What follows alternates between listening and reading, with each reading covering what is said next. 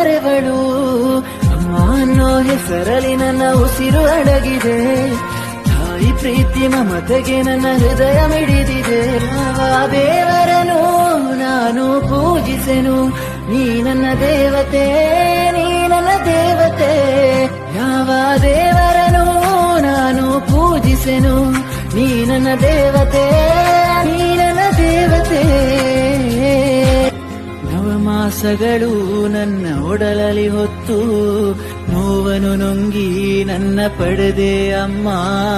ಭೂಮಿಗೆ ಬಂದೆ ಮೊದಲಮ್ಮ ಎಂದೇ, ನಿನ್ನ ಮಡಿಲಲ್ಲಿ ಆ ಸ್ವರ್ಗವ ಕಂಡೆ.